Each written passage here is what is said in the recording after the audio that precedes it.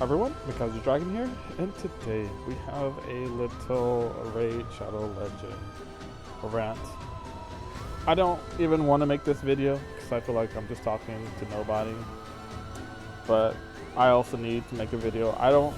I've actually caught up, and I'm not behind on I'm not behind on uploading videos right now, so I gotta do something. I still want to upload at least once a day. But what has happened in Raid Shadow Legends? So what's happening is that we go to quests and we go to advanced quests, and one of these updates that's coming up soon, they're going to be forcing you to do live arena. And hey, I try to warn people back when Live Arena first came out. Oh hey, pay attention to Summoner War. They did Live Arena before and they had these mistakes. And maybe we should tell Polarium. And I tried to tell Polarium, and then hey. But in my eyes, bottom line, people don't like to lose, and a lot more people don't like to play. They want to play Wallet Wars, but not actually against someone else. And so when you put those two together, well, now you're playing Wallet Wars against someone else. And yeah. And also the fact that the rules of no restrictions early on, and once you get high enough, you do have restrictions. It feels bad. Like, I do not want to ever be in the gold rank in Live Arena. And it's also not only the fact that they are forcing you to do Live Arena. To me, it's more the fact that you have to win, and that's the main point. You have to win. And what happens when you? Well, let's see. What happens when you don't invest? You invested a small amount of time in Live Arena, and then you just quit because it feels the same, it takes time, and you have all these other things you have to do in the game. Like all of this, and even some of these tabs have extra tabs in them, so here we go. We got Arena. I was already here. Oh my god. And so it also becomes, well, on top of that, I should also add, for the people that don't know, you only get to play Live Arena 2 hours at a time. So in my eyes, they already had a bunch of things stacked against them. I did hear they are going to add an extra hour. Oh my god. I don't think that's good enough. I think it should, honestly, I think it should be free reign. I think we should get at least 20 free attacks, and then you can buy the extra if you want to. But they want to divide it up, and to me this is still a loss. I feel like Polarium is saying, hey guys, you guys should be doing Live Arena, and to their point, I mean, yes, that's true, because there's actually really great rewards. All of this you need to upgrade, and so when you watch YouTubers and they do all these crazy things, well, they have this filled out, and they have, you know, a good amount of this filled out. But it also stems from like what type of player you are. Are you just doing this for PvE? Are you doing this for PvP? For PvP players are vastly different from PvE players, and there are hybrid players. They do both.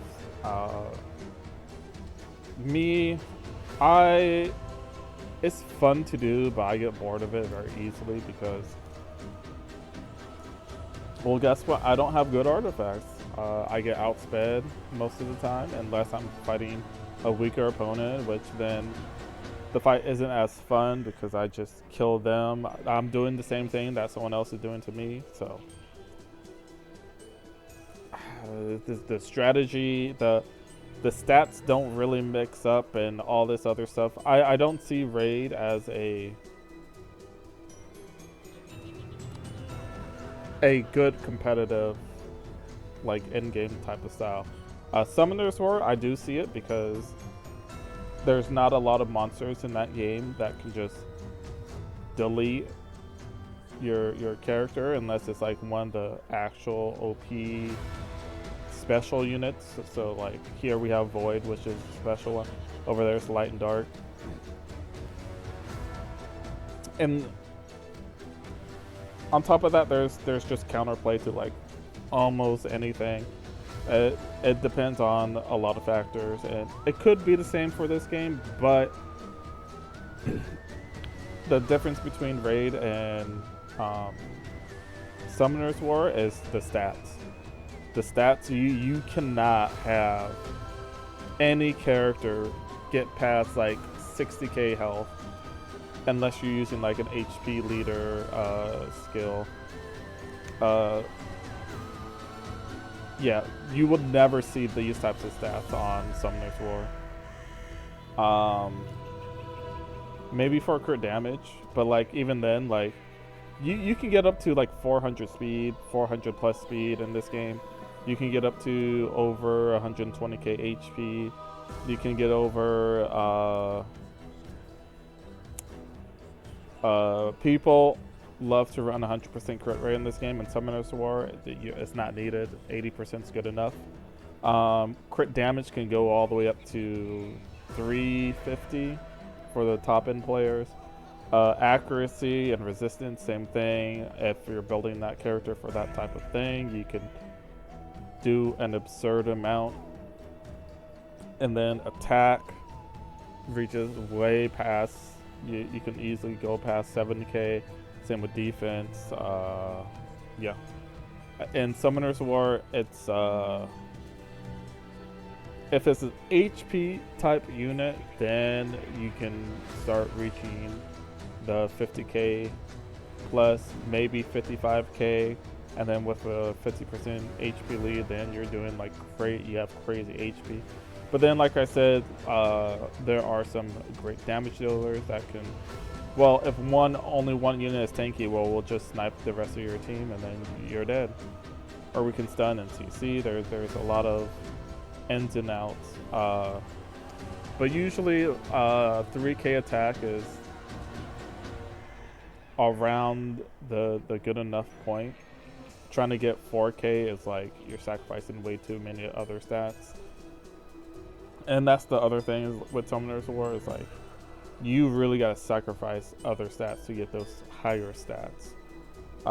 Defense, same as defense. Speed, people are pushing like very close to 350 speed now in Summoner's War, but that is still extremely hard. You gotta be a veteran player or a massive spender to do that. Like I said, around 75 to 80 crit rate in Summoner's War. Crit damage, that depends. People, some units are, fine with like very low crit damage. And it also depends what rank you are. But always getting your crit damage up is pretty nice. Accuracy, that depends on the unit. And then resistance, that also depends on the unit. And then they also have this ignore defense stat. But yeah, all these affinities, they only have Arena and Summoner's War. You only get extra bonuses from Arena. Actually, no, we do have artifacts. But artifacts are like a different type. It's not just like, I mean it is, you can do, there's only 3 though. You can do flat HP, flat attack, or flat defense.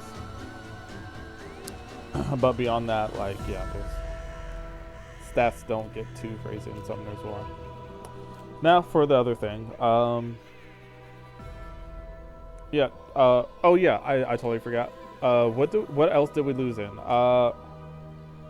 We did try to fight and try to get, more stuff here, more rewards. Some of us do believe we can easily add in more stuff, more rewards, and these tournaments and these artifact events. maybe have like 2 different rewards and in one box instead of just only having one. And yeah, they basically said no, we're not doing that. What else did we lose in? I don't know. I can't remember, and I've been talking too long on that other topic. But for the final topic, which is I mean, to tie in before I add into that, is like another way to not spend money on the game. Unfortunately, I do spend money on this game, and yeah, Summoners War, I'm free to play, 10 years. But in this game, this game is good, and it would be 1,000 times better if there was no microtransactions. But then it boils down to who can spend the most time, and then guess what? The game doesn't last as long. Speaking of games not lasting as long, this is a mobile game I always wanted to play, Dragon Higher or whatever. I don't know how to pronounce it. And it apparently I was thinking about playing it, and it shut down in September. So the game's lifespan is limited. Try not to forget that before spending crazy amounts of money on these mobile games. I've seen plenty of mobile games die. I've seen plenty of mobile games get, start with updates and then they just never update the game again. But they're still around them. And people still spend money on it. And then people quit, and then yeah, it's just that's the cycle Raid does. It's just their cycle was advertise, get as many people as possible, and then let the I'm forgetting words. Let the ecosystem take care of itself. And Raid, well, oops. Yep, there you go. Monthly pack. Oh, look at all these packs you could buy. Look how much money people spend on this game. 9 times. $60. 5 times. It's crazy. Crazy. But yeah, that is... Raid Shadow Legends puts their profit first and then their players second. If you don't agree with something that they do, you just have to remind yourself that that is what they do. Because now, to me, it doesn't matter if people quit.